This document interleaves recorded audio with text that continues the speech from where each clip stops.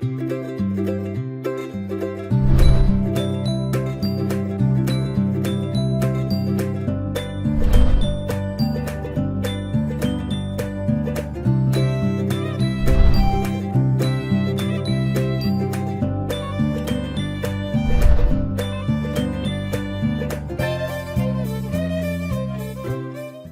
Pierce on Eastern Conference Finals, we could be seeing history repeat itself.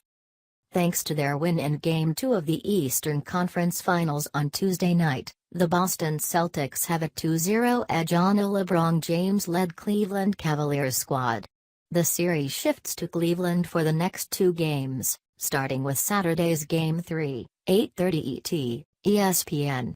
Yet to former Celtics star, LeBron nemesis Paul Pierce, there's a lot of 2010 in this series. Pierce's Celtics, which included himself, Kevin Garnett, Ray Allen, Rajon Rondo and others, knocked LeBron-led squads out of the playoffs twice in their heyday. First came a Game 7 ousting of Cleveland in the 2008 East semis. Then, in 2010, the Cavs won 61 games and had the best record in the NBA, and lost to Pierce and company in 6 games in the East semis.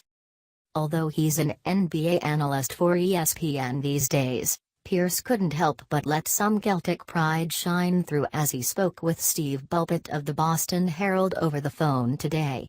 In the interview, he spoke about Boston's surprising run after injuries sacked stars Kyrie Irving and Gordon Hayward, as well as watching his old team torment James like in the old days. "We could be seeing history repeat itself," Pierce said through laughter. "That's the funny part about it, because if Boston beats them, we all know he's gone. He may be gone anyway. I mean, they were our rivals," he told the Herald. "You know, me and LeBron, we were like the top small forwards in the conference at the time, and it turned into a rivalry. We had a lot of good battles. That's something that you just don't forget. He's one of the greatest players to ever play this game. I had a chance to take advantage of him for a couple of years, and after that you've seen his dominance. It's nothing personal, but that's what it was at the time. For these guys to be so young and then be in the playoffs and then be in the Eastern Conference Finals, that's just helping them grow. It's one of those deals where when you give a player confidence, and I give a lot of that credit to Brad Stevens, and that player has potential, that can grow into something special. And I think that's what I think we're witnessing right now with these guys. They're getting tons of confidence, and they're running with it. Even with the other guys gone, Brad's putting these guys out there, and he's expecting the same results. He expects these guys he puts out there to do great." James and the Cavs lost Game 6 on May 13, 2010.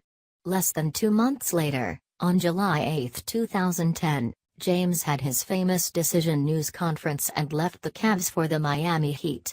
As the Celtics have built their 2-0 edge, Pierce says he sees similarities in how this edition of the team is like his from 2010. "In 2010 when we played them down the stretch of the season when we were battling for seeding, we wanted to match up with Cleveland. We sat with Doc Rivers, and talked about what seed we wanted.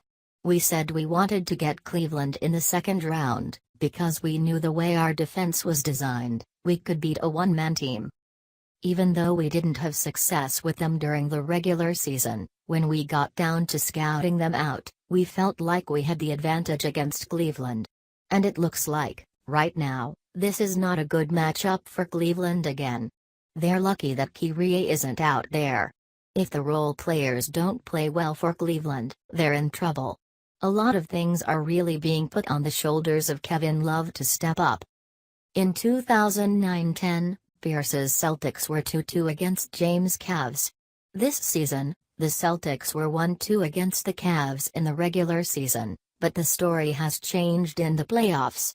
And while Pierce obviously can't affect the outcome of this series as he could in 2010, he nonetheless seems to be enjoying Boston's start in the East Finals.